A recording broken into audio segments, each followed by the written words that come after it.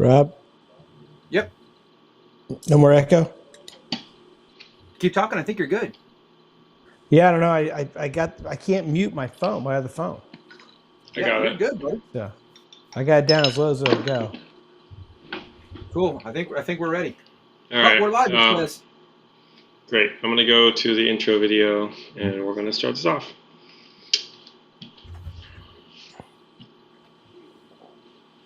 I might need to get another drink.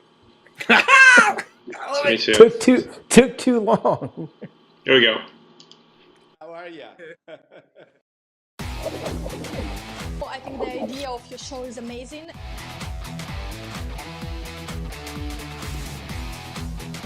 You put in all the work when people aren't watching.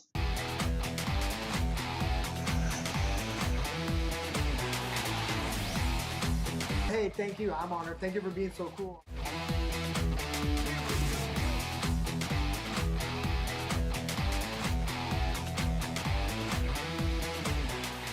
And that's it. Have fun.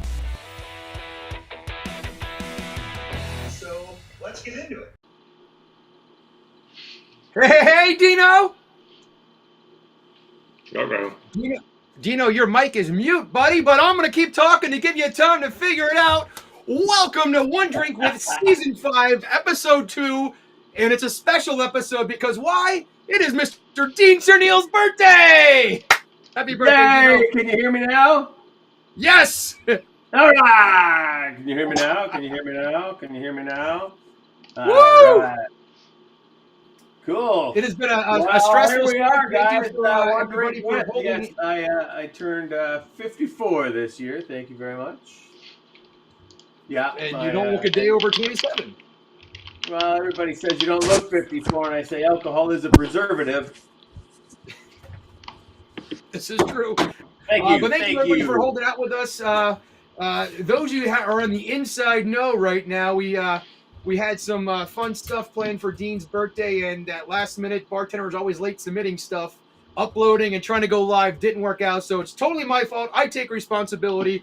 But the thing you're all waiting for, we're going to play at the end of the show, which will be a surprise for all of us. So, Dean, what's been going on with you? Oh, I don't know. What are you guys up to? You sound like you had something fun. So, anyway, You didn't read the email. I'm sorry. Sorry, I didn't hear you. I'm sorry, you didn't read the email. Don't worry about it. It happens. Oh, right. I was in New Jersey with Steve Fetter, an old Fridays guy who's now the head mixologist for Allied, is a distributor in New Jersey. He actually called me out to do a Flair bartending camp. It's our second one. So Flair bartending is coming back, and all the bartenders were there. They're all like high-end mixologists and whatnot, but they're all truly interested in learning how to entertain behind the bar. I was teaching bar tricks and some magic and a little bit of Flair too. It was awesome. So that's great. Then I ended up in Kansas City, and then my beautiful wife took me to Chicago for the weekend. She's a good woman, that Allison Scott. She sure is. Yeah, gonna keep her around if she'll keep me around. And you got another Flair camp coming up as well, right? Yeah, I'm going to be in Portugal with Tom Dyer the end of April. Of course, the week before that, or 10 days before that, I'll be in Italy doing a full tour of Italy, 5 cities in Italy. It's going to be amazing. It's just been an absolute, I feel like a rock star, the amount that I'm traveling and meeting really cool people and just being involved with the community. I just love everybody. So, yeah, very, very blessed, if you will. Because you are a rock star, my friend. How about you? What was your week like? It was good. We finished that training with Texas Roadhouse and right. Bubba's 33, and that was really good with multi-sensory cocktails and going really in depth of how your sense of touch and your sight and your smell and just everything you're hearing can change your whole perception of how you taste and experience a cocktail. And it really blew him away, got him thinking, and I don't know. I love training bartenders. I love teaching, and especially being around passionate people that want to learn. It was a really great experience. So thank you, ABM, for putting that together. Awesome. Yeah, the community is just absorbing knowledge right now, and it doesn't matter I don't see the divide between magic or mixology and flair anymore. Everybody's just wanting to learn everything they can. And I'm just honored to still be standing here 35 years after I started bartending back in '88. So it's been a great ride. So, yep, and like you said, we get to see that culmination coming up on Wednesday, March 20th in Las Vegas. I believe it's 1 p.m. Vegas time. From 1 to 5 p.m. is when we start the live broadcast with Cocktail Network Live of the United States Bartenders Guild Shake It Up. 5 of the nation's best mixologists, classic cocktail bartenders will be battling it out on stage. First prize gets to go to Portugal for the International Bartenders Association. I just slurred there. World Cocktail Championship. And second place going to the International Bartenders Association Pan American Games. It's going to be fun. We're also going to have some 2 flair demos, one from Mariano Gill and Manny Pacone. And it's all going to be anchored and color commentary by Cashborn and Manny Pacone. That's amazing. 2 very colorful gentlemen. So looking forward to having all those people back in Vegas and just kind of rebuilding this community. I'm so excited about it. And speaking of that, we'll take a moment now just to recognize a dear friend. Good words about him at the end of the episode as well, because our guest today was dear friends with Luis Iceman Herrera. We lost him last week. Well, we'll talk about a bit more of it there, but I just wanted to do a heartfelt to the family if they're tuning in early. We're going to save some good words for the end there. All right. So that's our moment. Also, if anybody's following on YouTube, please drop some comments in the YouTube comments section. And if you have a question, put a big Q right beside the question. There's Dan Sights at See the Sights. All right. Slurring bartenders. Never heard of them. I was going to make that comment too, Dan. Thanks for joining us. I had lunch with Dan. Yeah, we actually recreated your video, Rob, at the same restaurant. And I didn't get it to you. I'm so sorry. Oh, that was some great barbecue. Thanks, Daniel, for bringing me there, man. That was a good experience. Yeah. So, guys, we're running a little bit late today. Rob's fault, apparently. But I'm really thirsty, Rob. After the stress I just went through, I can use a drink as well, my friend. I'm ready for 1 minute mixology. And I think it's my turn to go first. Do it.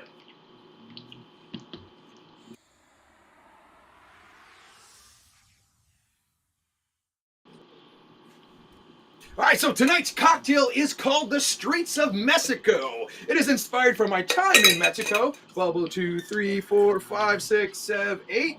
And actually walking the streets and seeing some of the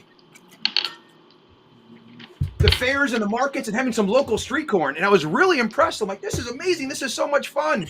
And I'm going to recreate that experience in a cocktail. So we got 2 ounces of Coromino, Gran Coromino, 1 ounce of mixed corn liqueur, 1 ounce of La Copa Sweet Vermouth, and 2 dashes of Aztec chocolate bitters. I'm down to 20 seconds.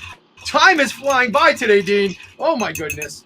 And we're going to strain that goodness over a large cube because I have it today.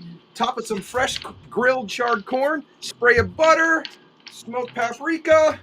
Woo! Coming down the wire, cilantro and cotija cheese, the streets of Mexico. Oh, there it is! Right on the money. You always get it right in the last 10 seconds is always like just so scary. It's hard because I don't practice this, and you don't practice it. We just kind of go with it and try to get it done in time. Yeah, I have to do a shout out to Damian Williams. Damian, okay, so last week we did our show, and I pre-recorded my 1 minute mixology because I was out of town. Rob did his from the hotel room that he was in because he was out of town. And Damian Williams, our guest from Planta Ray Rum, called me out and said, yeah, Dean, you were cheating. So can't do that anymore. I got a cursor right on my face. All right, I'm ready to roll. Oh, maybe that's on my computer. That's probably my computer. All right, here we go. 1 minute mixology. stuff in my my spirits aren't pouring. Beautiful. You guys all know what I was up to anyway. All right. So I found this Cristalino tequila. We're going to find out a bit more about it today. I absolutely love it. Just a little splash of simple syrup and some Fee Brothers cranberry. Just a couple of dashes of the cranberry. I also have used Peychaud's here and other pink bitters. And I really love how this cocktail actually brings out the flavors of the bitters as well. All right, we're going to learn more about Cristalino here momentarily with our fabulous guest. I call this one the Cristalino Fashioned. Thank you, Allison, for helping me with the name. Right on the money Good there. job, buddy. Yeah. Woo! Even with my messed up floating shaker tin trick. Oops. I'm sure it'll come back later. All right. No, it's perfect. It's You've been loving that perfect. cranberry bitters lately, I see. Yeah, this Cristalino. I'm just falling in love with Cristalino. I just discovered it, and I should have known about it for a long time because I talked to our guest who says, "Hey, my company invented that 11 years ago." So who knew? Well, somebody else knew, but I didn't clearly. Well, speaking of our guest, let's jump into that right away. I think we should. I would like to take a moment to introduce our guest. I personally invited him on here. Mixology, huge, great community. Flair, huge, great community. I believe that there's a community of bartenders out there to be created doing magic tricks and bar tricks. And Phil and I have met up. We'll tell that story when we get on. Phil Raimondo, Flair bartender from back in the day. He helped start all this back in the 90s as well. Competitive, ran competitions. He's a dear, dear friend of mine, and I just love being on with him. He's got some magic and bar tricks for us today. So today is about bar tricks. Ladies and gentlemen, Phil Raimondo. What's going on? I was waiting so long, I drank half the drink. I was going to say everything in it. It's just full a few minutes ago. Bill, the first question always is, what are you drinking? Great question. So I had to improvise really quick. So my kids have these they love these peeling orange things. And they're real easy to peel. So I saw this video where they cut it across, the opposite way that you normally think. And then you pop them out from the middle. And look how cool that is. You can actually just peel them right out. So that's my new way of doing it. So I did that on half of it. And I threw them into a glass. I muddled it with a little bit of agave nectar. And then I put in some, I used a little orange bitters, a little chocolate bitters. And of course, I went with tequila as well, and I did the Gran Cormino. This is the mini bottle. It makes me look really big next to this bottle because it's only a 375. All right, so that's what I'm drinking. It's quite delicious. The chocolate bitters and orange really go well. If I had an orange peel, I probably would have put a nice big orange peel on top of it. Ooh, nice. I had the kids' afternoon snack instead. Right. Well, you got that orange peel right there. You can plop it on there. Phil, thanks for joining us. So excited. I've been wanting to have you on. We talked last on National Flair Bartenders Day about some magic, and Cheryl Charming crashed the party, so we really didn't get to talk about too much of the magic, but she's wonderful too. So we'll have her on here one day. Yeah, you have to get her while she's on the road, man. If you keep up with her on Instagram and TikTok and her Facebook, she's like traveling. She's in Vegas right now, though, I think. Yeah. Right? She just left Vegas a couple weeks ago. Yeah, she just posted a video with JB Bandy a couple days ago. She's all over. Yeah, it's her retirement. She bought a van, traveling the world. Phil, tell us a little bit about your journey. You've been behind the bar as long as I have. We met up about 10 years into mine, but tell us about a quick background on you before we get into magic. Yeah, so, I started my first real job really was TGI Fridays. I was there I started in 89 or late 89. And it's like, it was a totally different place back then. And I was watching these bartenders flip stuff and having fun, and there was an energy going on. I went in there and I was like, can I fill out an application? This guy, I said, he goes, okay, what do you want to do? I said, I want to be a bartender. He laughed. I thought he was going to fall off the chair. He's like, yeah, we don't hire bartenders. Plus, I don't think you're old enough. And I just got out of boot camp, and I was in A school, and I was home, and I was in the reserves for 8 years. But during my first year, I went to Fridays, worked to Fridays. And I spent 6 months learning everything I could about the bar. I was a server. I was a dub. And I, worked my way up. And sure enough, within like 9 months, I was behind the bar. And worked there for a few years. Got into the nightclub business for a little while. I worked for David Tuttleman. Obviously, I opened up the first big, huge Kahunaville up in Delaware. Worked at the one in Florida for a while. And so worked for them for a few years. Actually helped him open the one in Vegas many years later. I wasn't working for him anymore, but he hired me as a consultant to come in and do the opening because it was their first big opening in a number of years. And I'm going to speed you up, Phil, because like if you tell your entire story, we're going to be here till 10 o'clock. Yeah, so it would be actually probably 11:30. We'll be here till last call. We'd be here till last call. Right. But yeah, because you're gonna to get to the next. like the point forever. was I wanted to bring up the Vegas element and the influx of all those bartenders, because I was also helping run, Quest for the Best, and I ran my own comps for a few years. So then that evolved, and then I actually got into the other side of the business where I was consulting, working for an agency, and then ultimately went on the spirit sales side. And that's where I've been for the last 15, 20 years, is on the sales side. You have worn every hat along the industry. Yeah, I'm real proud of that. I was in an interview once, and the guy used an analogy of a pizza. He goes, you've actually worked every slice of pizza you could work. I said, yeah, operations, consulting, marketing, sales, so openings and that kind of thing. So it's kind of a cool thing to be able to say that. Yeah. Yeah, just great. Thank you for joining us, man. And I hope to have you on the show again and get into more details about different parts of what your career has been. You've got so much to offer us. Yeah, we did it was an interesting seminar. I spoke at the last seminar I did at Tales of a Cocktail. I think it was 2018 or 2019. I did a seminar with a group of folks. It was called From Bartender to Brand Manager. And it was basically the concept of people who have evolved from working as bartenders, who've gone through the industry in different jobs, and then ultimately went to work for a big brand or a big company in a significant way. So I thought that was a really neat topic, and it's one that probably should be told again. So let's put that down as a topic. You got it. If you can, real quick though, just to touch on that, because that came up with Damian Williams last week. If you can give one piece of advice to bartenders that want to take that transition but are afraid to take that step, how do you know it's time to do it, or do you even know it's time to take that step? Rob, you know better than anybody. You and I have had some great conversations over the long time we've known each other. And the answer to your question, you'll know when it's time, but you have to have a vision of what the goal is. So the quick answer is this.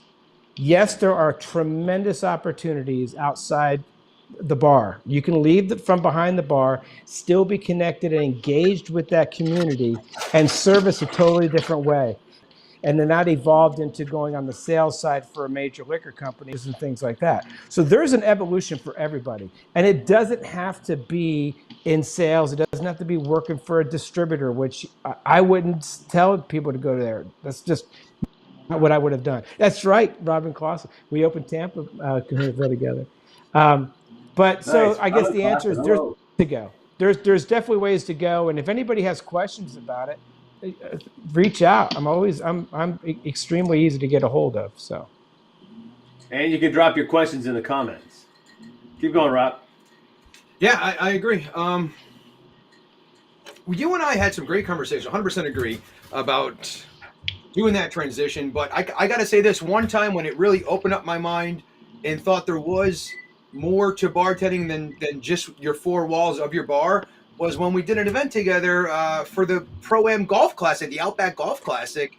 And Yeah. you brought me and Cesar Romero in, and we're making cocktails and just doing what we normally do behind the bar, but doing it in a corporate atmosphere. And you brought a VIP in, and I'll let you finish the story from here. Oh yeah, that was great. So I'll tell the story as fast as I can. I have to go to Publix in the morning to pick up all the produce and everything for Rob. And Rob is we've hired Rob to come in and be our bartender in our private suite.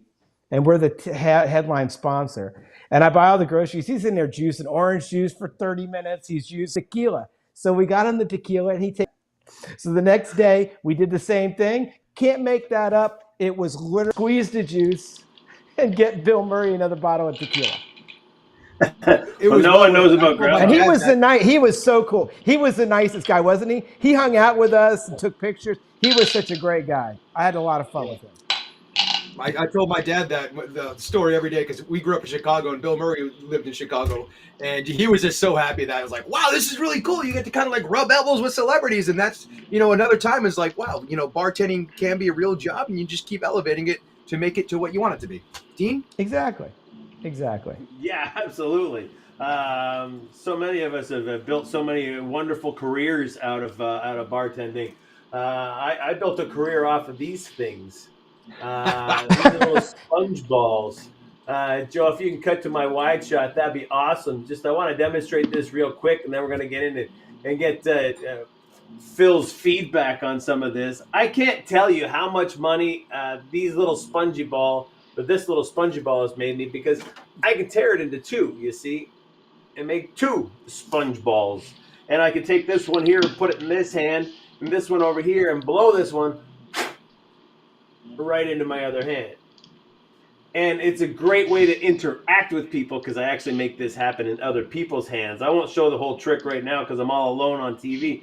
But Phil, you are a master at doing magic behind the bar. And I've made my career doing magic and flair, and I don't think I'd be where I am today if not for these little sponge balls being able to break the ice and create conversations.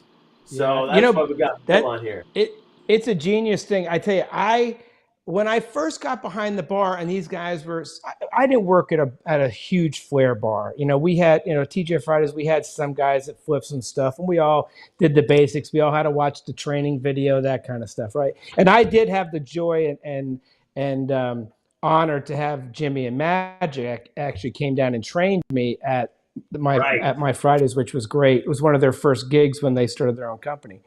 But the reason the bar magic came into play was because I had learned some tricks from my grandfather and from my dad as a kid. And I'm sitting at the bar, and Magic used to do this stuff. That's why Magic was called Magic, right? So his philosophy, the philosophy behind this, and here's the message. The message was, how do we get people at the bar to engage? And how do we get people who are strained together and then give us time to go and fix the drinks in the service bar, if we were doing service bar that night. But it was a way to engage, entertain them, keep the guest occupied. The more they're occupied, they're going to stay longer. They're going to order another drink. And that's what it was all about. So that's why we did bar magic. And when I say bar magic, it wasn't necessarily, always a trick like you did with the sponge balls, or even a card or sleight of hand. And obviously I did some of those things, but those things take time. And I was trying to do things where I could show the guest or something, and then I could walk away. Here, try to figure this out. Like, so here we go. I'll show you real quickly. I don't know if the other camera's is the other like camera set up? Yeah. I don't know if the other camera's set up. No, it is. Okay, go. look. So I would do something like this. I would take some shot glasses, and I would say to the person, okay, so here's what's going to happen. Phil, for just a second, Phil, you'd set this up in front of people at the bar. Yeah, I would just put the three shot glasses in front. Yeah, and I would say, okay, here's the trick. Here's what you have to do.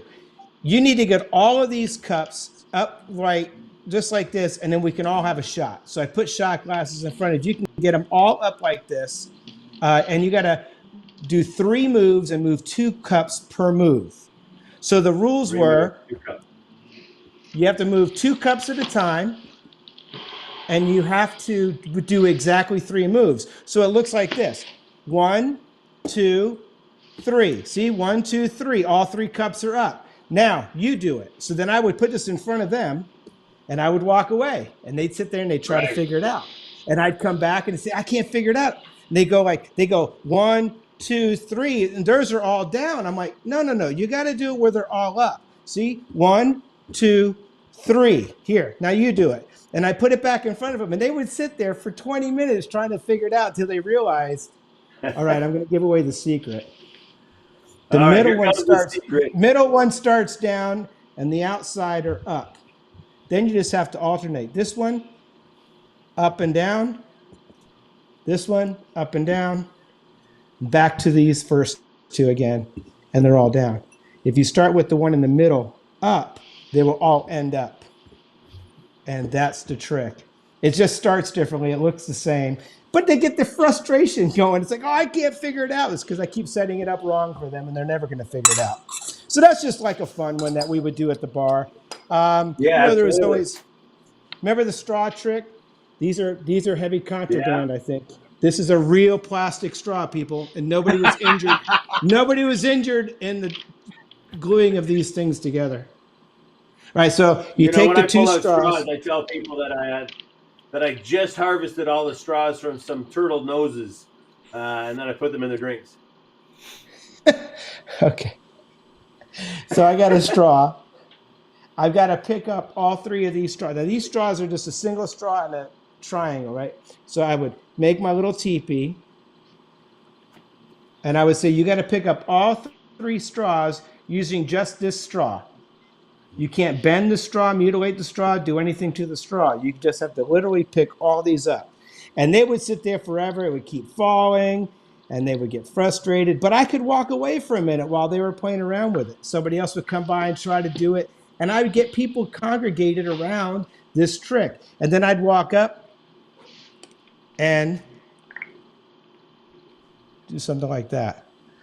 The straws are slick. Let me try it again. Straws are slick. Hang on, I got a second try. I haven't done this in 30 years, 20 years. Because you weren't using paper straws. There he goes. Hey! Nice. Anyway, that's just another one of those stupid tricks.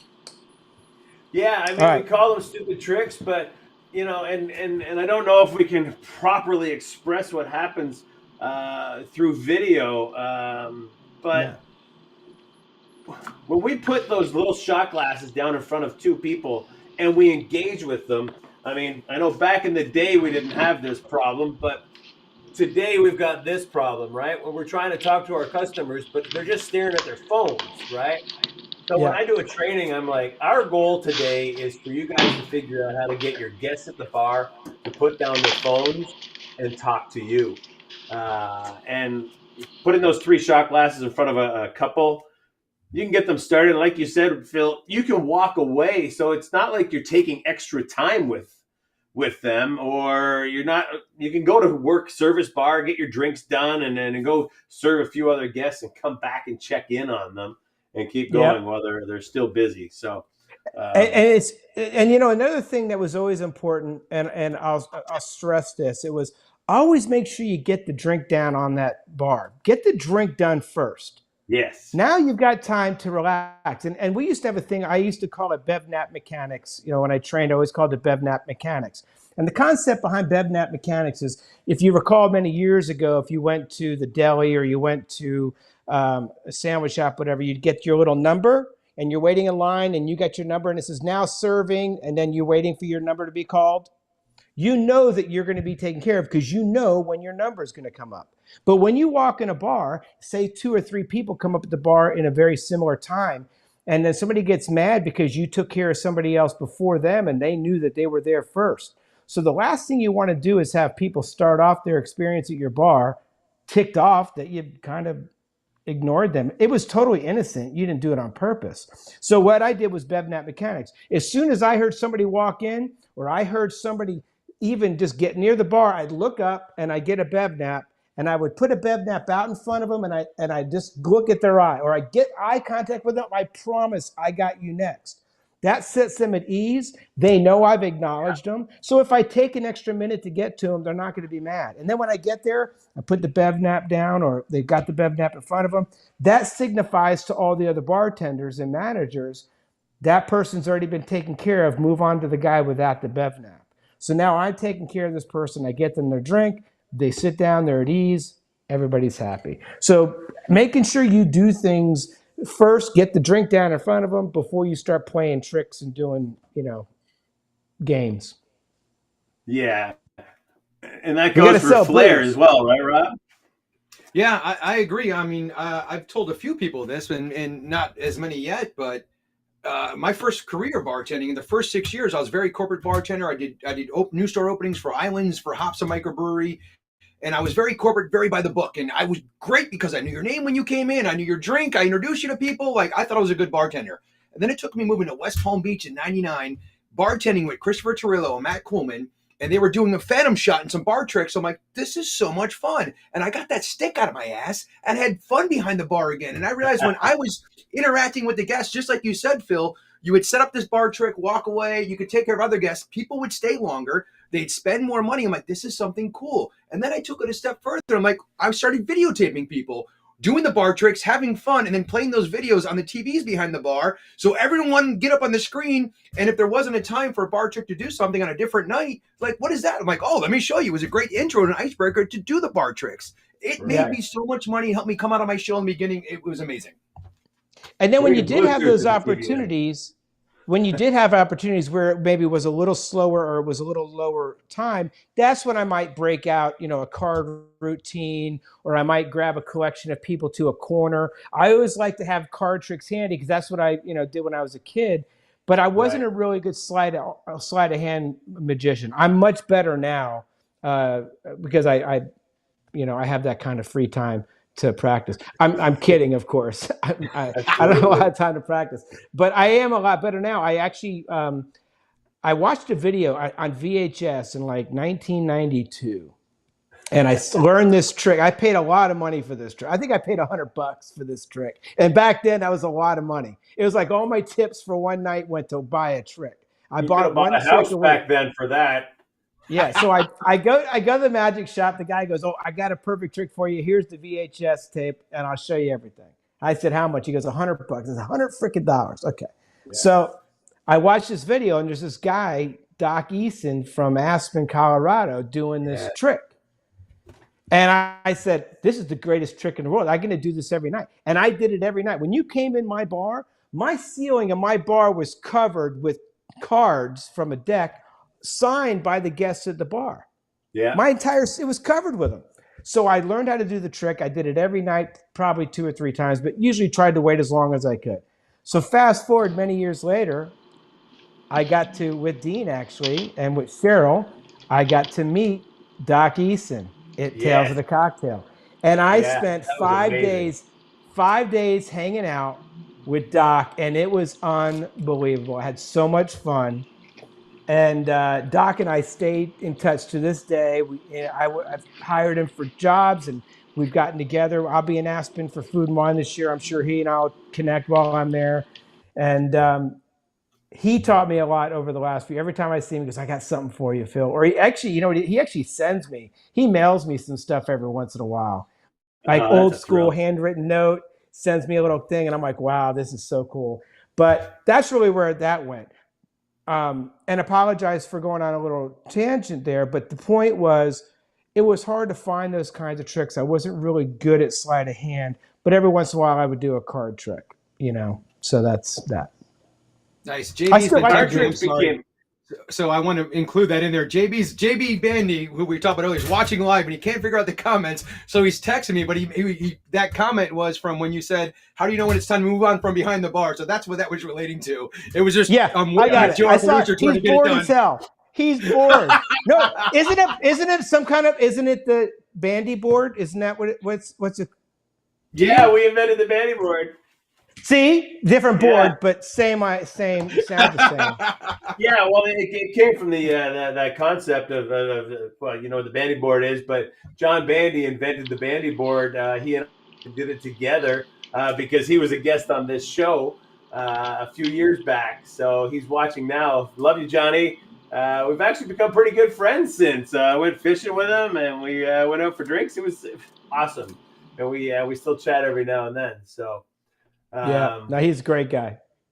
Yeah, but meeting up with Doc Eason, he's known in the magic community as the bar magician.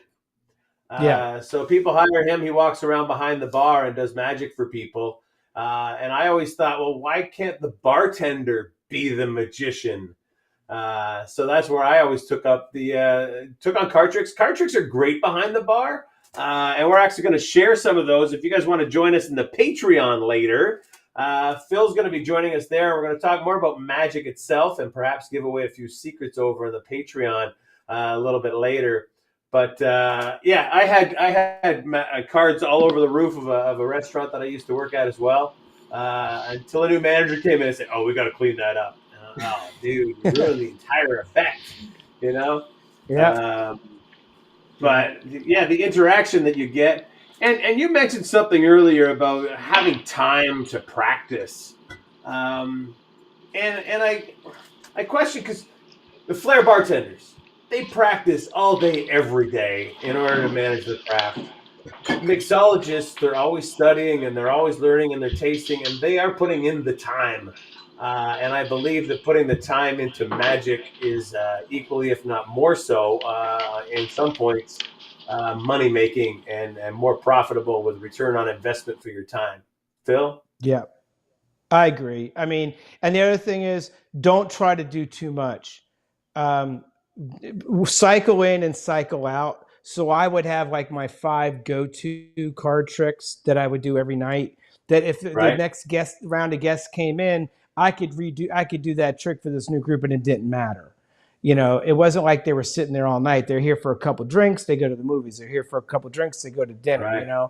So I could recycle the same trick. So I had my repertoire of that set 5 or 6 tricks, and I had probably another 10 tricks I could pull out if I really got desperate. But I didn't do it that often because a lot of those tricks are they take too much time, or they're hard, or I need an accomplice, or I need time. So it's hard to do some of those. I think I did it. Remember that card to ceiling trick? So I had Craig, the bartender I worked with.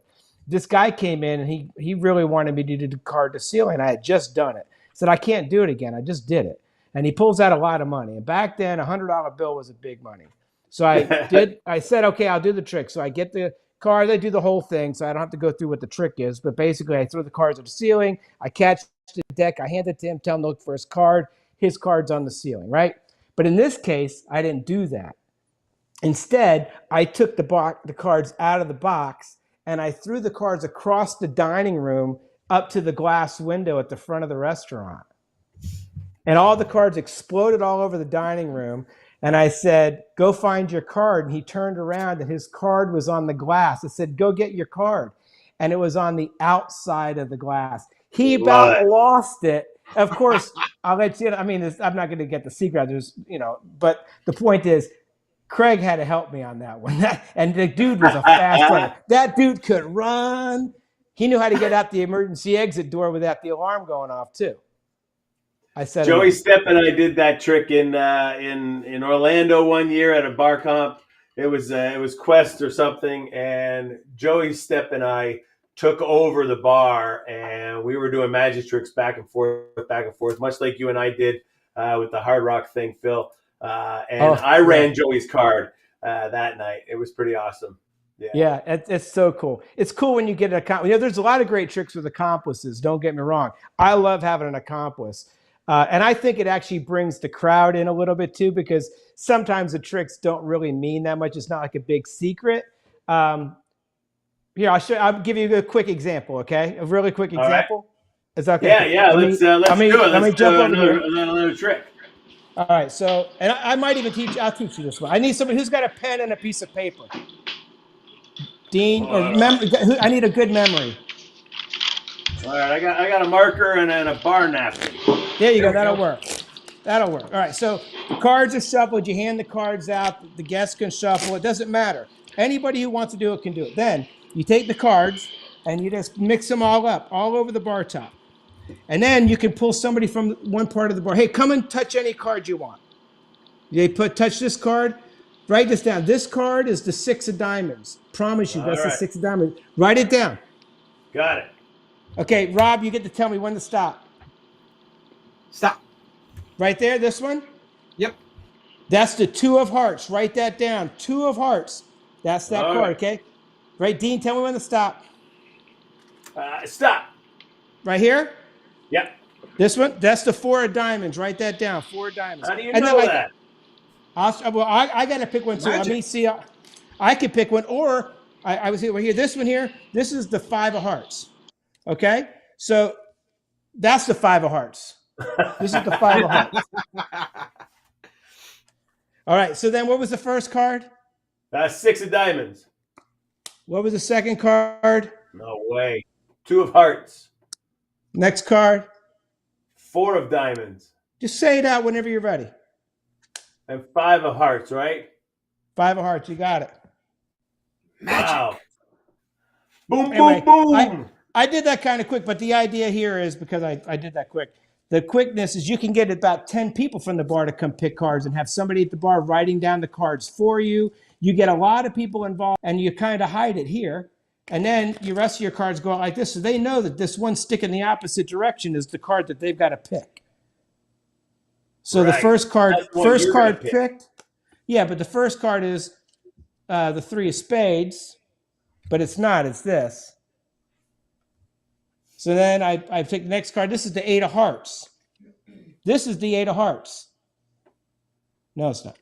It's a 9 of clubs. Right. So anyway, you get the idea. You build it up. You grab the last one. It goes on top, and you put the cards out. Anyway, Love I it. taught one trick tonight. That's supposed to be You in the got it. Patreon later. That's supposed to be in the Yeah, Patreon. you're going to teach later. us a bit more in the Patreon. So that's a method called one ahead that the magicians use. Yeah. Where they get one ahead of the customer or whoever they're doing the magic for. And it's a principle that's used in the sponge balls and the shaker tin trick. It's very simple and you can just kind of play it. So yeah, I love it. I just love all these magic tricks. They've got to figure out how to be able to explain them so well or much better. Maybe we get an audience. We should have an audience around my bar here so we can do them and show them off. Do it live. We got to do a live show in a bar one night. That's a perfect idea. We I'll may be fly doing anywhere. that next week. Yeah, we're going to be in Vegas next week, going live in Vegas. Well, I'll be going live from Steel Tie Spirits next week for Monday, so that'll be a fun thing. I'll be in the bar. I haven't decided where I'll be filming. I was planning on doing it in the back where they're actually making the vodka in their rum, but maybe we'll bring it to the bar and have some fun. Maybe we should. Do we have time for one more trick, Phil? Tricks? No, I didn't bring any coin. Oh, I know. I don't have any. All I have is the napkin. So I'll show you this real quick. We used to take the thing. We take the 2 bottles, put the 2 bottles together. You really can't see it. It doesn't really matter because I'm not going to do this one. But you would take a dollar bill, put it in between the 2, and so you got to get the dollar out without the other bottle falling. And they would try to pull it, and it would fall. So you get the idea? Right. Right. So it's hard to do on TV, and it's hard to do on front of the thing. Anyway, you Let's get go the to idea. one shot, So Phil. you pull it out quick. So I like to do another one. It's a little different. You put it on top of the bar top like this. And now you say you got to get this bottle off of the dollar. And then so now they try to yank it fast, and it'll never work. They keep yanking it, and the bottle's always going to fall. No matter how fast you do it, it's always going to fall. No matter how fast. So what you do instead on this one, Right. you roll the dollar, and you can't touch the bottle. That's the whole rule. Right. But And? the dollar can touch the bottle. Yeah, because it's already touching it. But anyway, that's how you do that one. All right. What was I going to do now? You want to do the quarters trick? Yeah. Or we can save it for the I don't- Patreon. Up to you. Did you want to save it for the Patreon?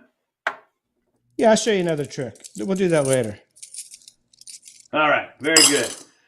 Cool. You seen this one before? I don't know if you can see it real good. My camera setup here is a little strange, but we'll see. I don't know if I can even pull this off. So I take a dime, I stick it into the wine bottle. Then I take the cork, and I put the cork in. And now, I want to get this cork really in that bottle. I'm going to see if I can do it. I want you guys to see how hard this is to get this cork in this bottle. It is not easy. In fact, I'm going to have to do it like this.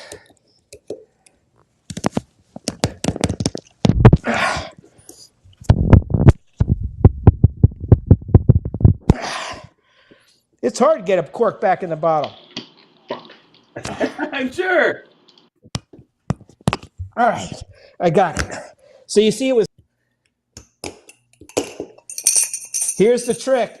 I would put this in front of the guest. I would take the napkin bottle before you get the cork out. But you got to get, of course, they would shake. And eventually,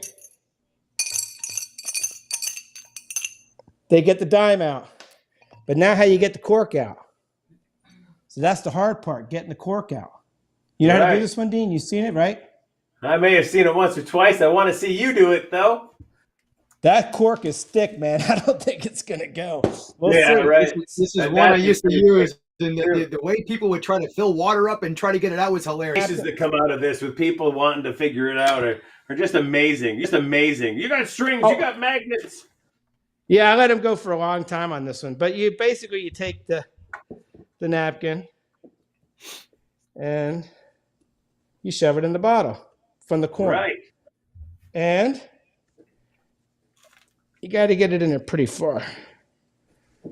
And it's hard to see on the screen, but I can see the napkin on the inside of the bottle. And that becomes important because I want to be able to see where the napkin kind of naturally curls on itself. Because that's where I'm going to lay the cork inside that little fold, that little canoe shape. I think I got enough in there. Gotcha. And I can twist this. Oh, man, you're going to have to pull so hard. This is going to be so hard, you have no idea. Get the cork straight. I don't think you can see it, but we'll try. You're going to knock your camera over and everything. It's going to be great. Oh, yeah. You're going to be y'all be laughing. I'll be going, oh, wait, hang on. Fell out. Why didn't I use a Chardonnay bottle or a Sauvignon Blanc bottle? You can't even see through that glass. It's so dark. Are we live? I couldn't do it. I couldn't pre-record this like you're in there. It works. Oh, we get it. We got it. I know JB Bandy's out there right now saying, all right, move on. Move on. Yeah, right. He says, I'm bored. It's time to move on.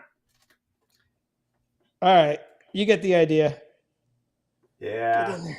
We'll let you figure that one out in the Patreon, all right? Yeah, I'll do that. I'll do that in the Patreon. Yeah, maybe ask your kids to come and help you out with that one. Thanks, Dean. That was great. I set myself up for that one. No worries. No worries. Yeah. So, yeah, I hope we expressed a little bit of the time and energy. Guys, get on your magic sites and go to your just go searching how to find magic tricks for bars. So many great resources tricks that you buy from a magic store come with the instructions of how to do the trick. So when you buy a magic trick, you don't have to figure out how to use it. It comes with instructions or a video or a QR code with a video. So put your time and effort into to learning how to do the magic there. So yeah, Phil, there's some great resources out there, and just go and find them. I mean, you'll even see TikTok videos sometimes with the understand the pattern. And when we say the pattern is the interaction and how you set it up and how you communicate with the guests, how to keep it going. Once I learned how to do that, and then the magician always taught me that. I'm like, oh, it made it that much more simple for me to break out of my mold and be more comfortable. It's explaining the trick and having more fun and interacting with the guests. Yeah. Yeah. So I got to get that cork out of that bottle. It's pissing me off. I got to get that cork out. I did that every time. All right, guys, we got to get onto the Patreon and wrap this show up. Phil, thank you very much. We need to have you back for 100 more of these. But before we get going there, I would like to talk about our dear friend on the last sip. We put the QR code up there so you can scan that QR code and donate to Luis Iceman Herrera. He was a flair bartender. He competed in competitions with us and then moved into the FBA as a judge. He has traveled the world teaching or judging bartending competitions, and he's just such a great friend. And I just wanted everybody to share their last sip with a moment about Luis. He was just so.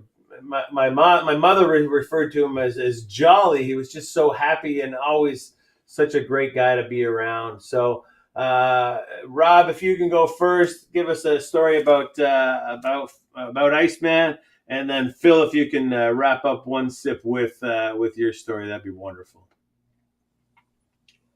For the final sip for Ice, a lot of great conversation. And then we were all stressed. We always in Orlando. We went to Denny's, and we all walked into Denny's. Now imagine this: 50 of the world's best bartenders all just bum rushing Denny's. Then the staff and the judges from the competition, on top of that, all bum rushing Denny's. At like 2:00 in the morning, like on a random Wednesday night. Way understaffed. From what I remember, because we were drinking, the staff looked at us. I'm like, are you kidding me? And all walked out except for the manager. And we're like, what do we want to do? We're hungry. But we're all service people. We're in the biz.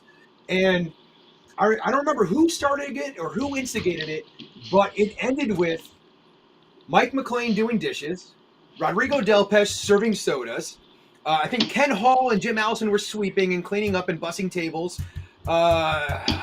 Casey, the big barback, was seating people.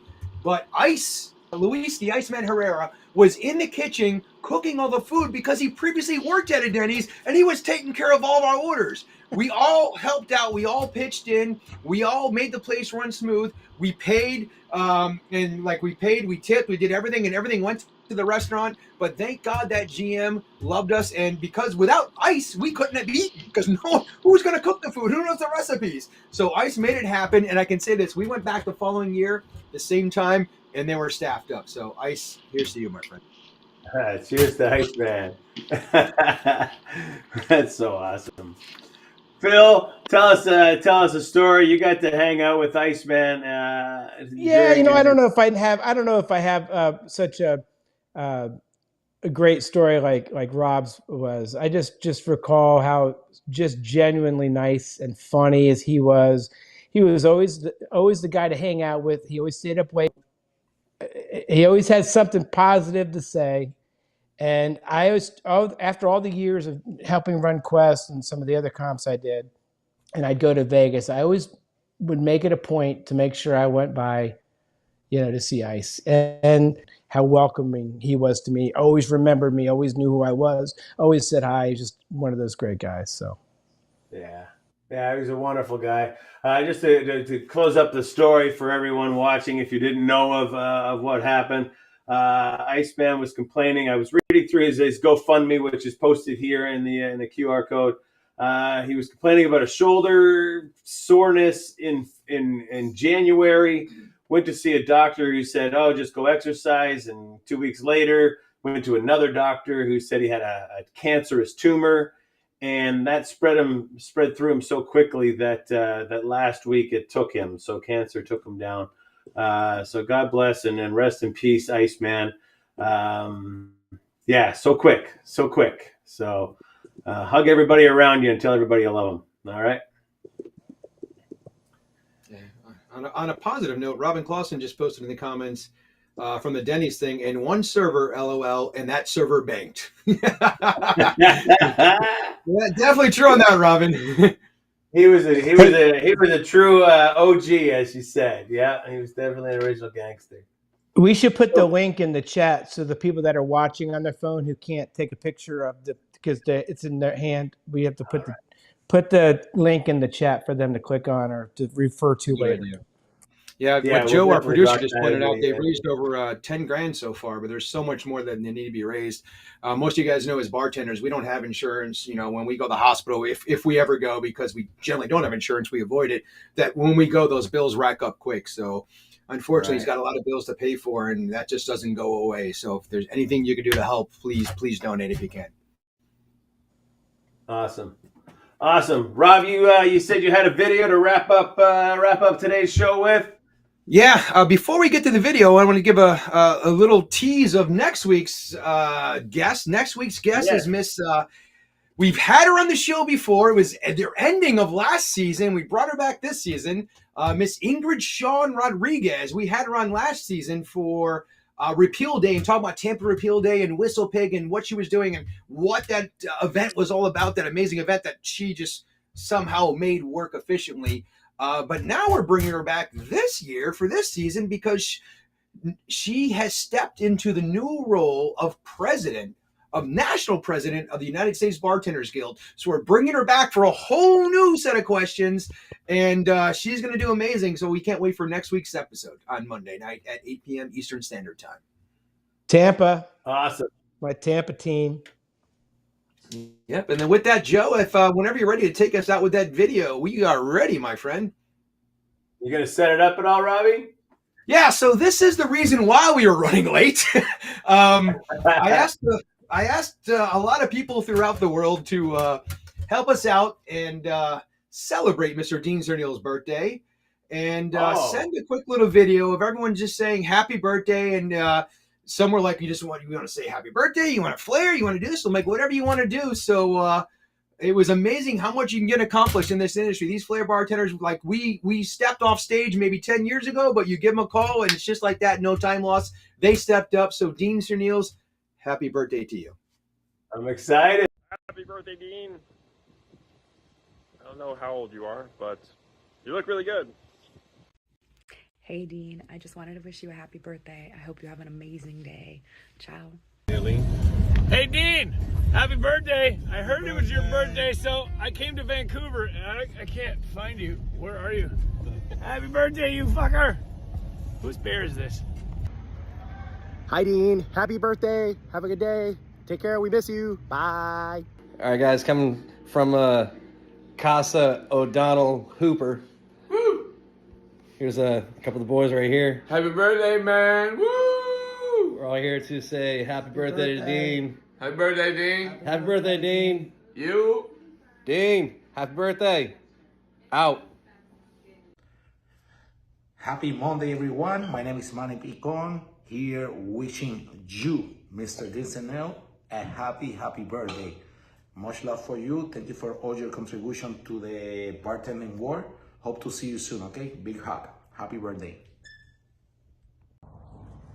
Dean Serneels, happy birthday, you crazy Canuck. Blame Canada. Cheers. I don't know how old you are, but you probably still have your hair.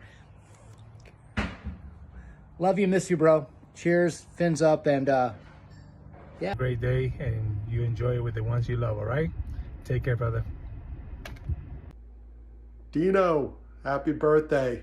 I miss you, brother. Let's grab a drink soon. Hey, Dean. How you doing? Happy birthday. I'm so happy to be sharing producer credits with you on Shaken and Stirred. I mean, the fact that you lived through so much of this history is amazing, and the fact that you care enough about the legacy of flair and bartending in general to want to make this film is even more amazing. And yeah, we're going to make an incredible film that's just going to add to that legacy.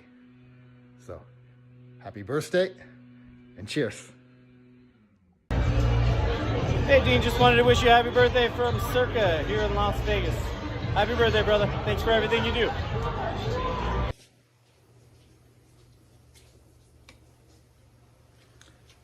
Oh, that's right. I got this one signed up by the magnificent Dean Serneels. Happy birthday to you, my friend. West yesterdays are your worst tomorrows. You're old enough to know the score, but young enough to play the game. I hope you have an amazing day. Happy birthday, man. Hey, what's going on, Big Dean? CJ here in Orlando. Just wanted to wish you a very, very happy birthday, my man. And thank you very much for everything you've done in the bar community, being not only a mentor, but an innovator, an inventor, and I guess since you're from Canada, also an ambassador to all of us in the bar world. Thank you very much, man. Have a great birthday. Happy birthday, Dean Serneels. From the 90s when I first met you, down in Florida when the Flair bottle was just plastic with resin dried in it. To all that has happened since then, happy birthday from the Jones family to yours. Happy birthday. Have fun, buddy. Cheers. Hey Dean, I know you probably can't hear me well, but I'm gonna try. I just want to wish you a happy birthday.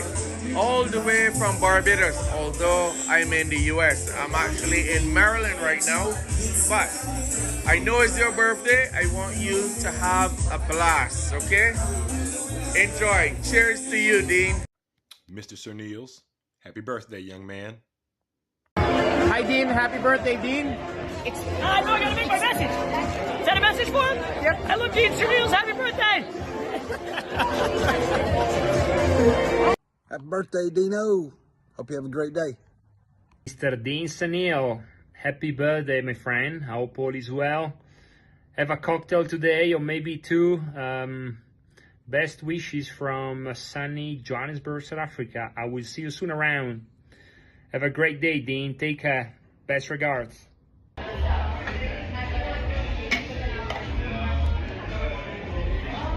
Hey, Dean, what's going on? Happiest of the birthdays to the one who started all this madness.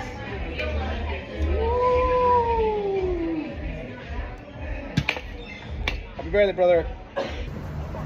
Hey Dean, happy birthday to you. Here from Charleston Food and Wine, surviving the rainstorms. Hoping you're having a much better weekend, enjoying your birthday. Cheers. A little birdie tells me it is your birthday, Mr. Dean Serneels. Thank you very, very much for your huge contributions to the world of flair bartending. Have a wonderful day and have an amazing time and an amazing year. So a huge happy birthday to you. Mr. Serneels, I hope you have a wonderful birthday. Cheers. Hey Dean, happy birthday, my friend. Raising this glass for you. Cheers. Hey, Mr. Dean Serneels, I just want to wish you a happy birthday, and Carlos Tiki Man, happy birthday. We're here for you, man. Have a good one. Happy birthday, Dean. Hope it's a great year for you, full of happiness and nothing but continued success. Cheers, bro. Hey Dean, Sabis here from Hungary. Have a very happy birthday, and thank you for your creativity and hard work you are bringing to the flair industry. Have a great one. Hey Dean, happy birthday from Stefan from Austria. Can't wait to see you next time, okay? See you soon. Arrivederci. Have a nice day. I hope it was a good one, or is a good one, depending on when you've seen this. Just wanted to say happy birthday to Dean. Cheers, brother. Thank you for doing everything you do. Keeping the flair community together. Love you, brother. What's up, Dean? Want to wish you a happy birthday, man. It's been quite a while, but I hope you make it a great one, man. I miss you, brother. And Cody, say happy birthday. Don't thank you. He means well. Happy birthday, brother. Peace. Hey, what's up, Dean? Happy birthday, buddy. Miss you, brother. Hope all is well, brother. See you soon. Hello. Happy birthday, Dean. Thank you for all, and see you soon. Hello, I would like to say happy birthday to Dean Serneels. All the best from Cancun. Warmest wishes on your birthday, Dean. Cheers. Hey Dean, happy birthday. Cheers.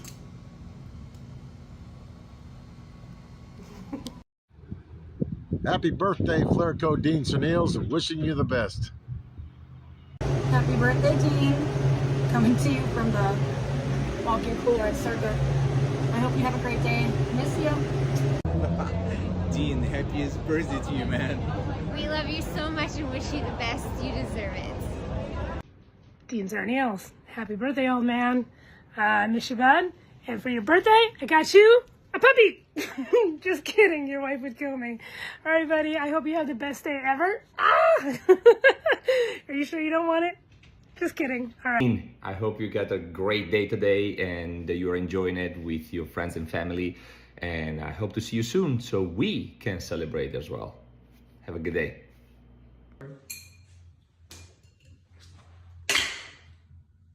Happy birthday, Dean. Love you, brother. Wishing you nothing but the best.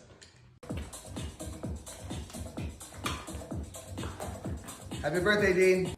Happy birthday, Dean. Happy birthday, Dean. Wishing you a great birthday and many blessings this whole year. Have fun. Big hugs. Happy birthday, Dean. Love you, brother. May you have a blessed year and many more to come. Happy birthday, Dean. Have a great day.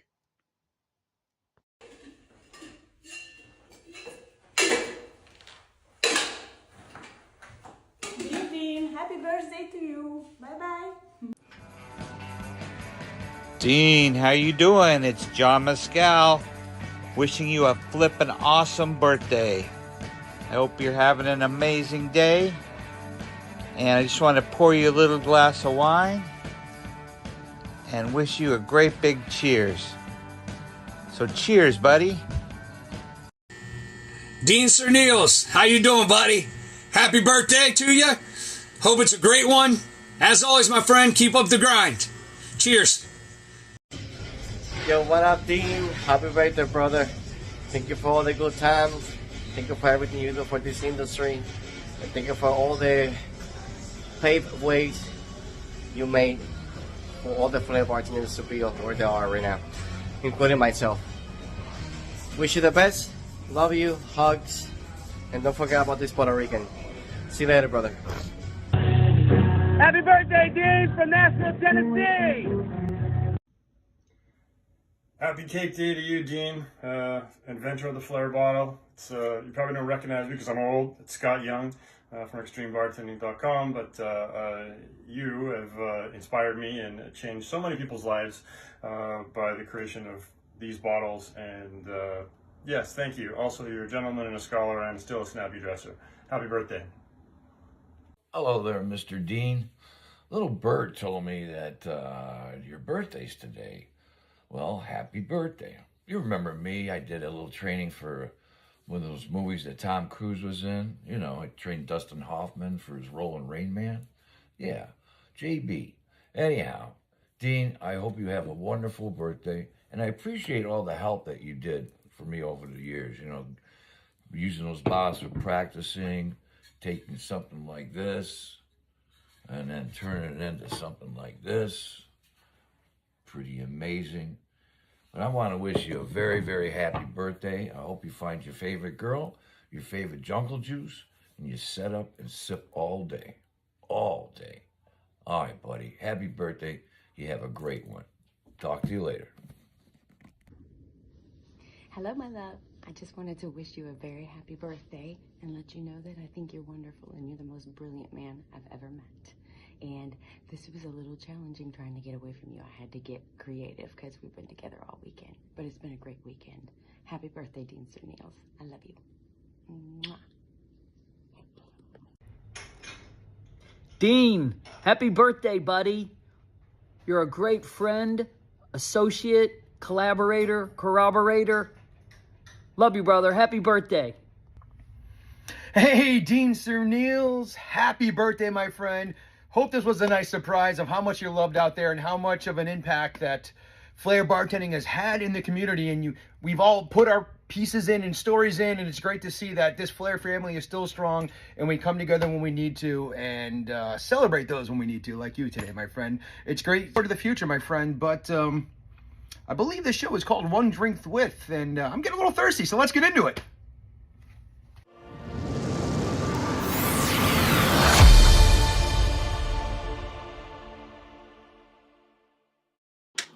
An awesome community. Yeah, guys, I guess they're gonna run the show out with me. Thank you very much to all those birthday things. That was, wow, we've just gone around the world again and again and again. It's just amazing. The world gets smaller on us. I love everybody. Thanks for making this just an incredible life for me, everybody. It's pretty special. So, all right, we're done. See you at the Patreon.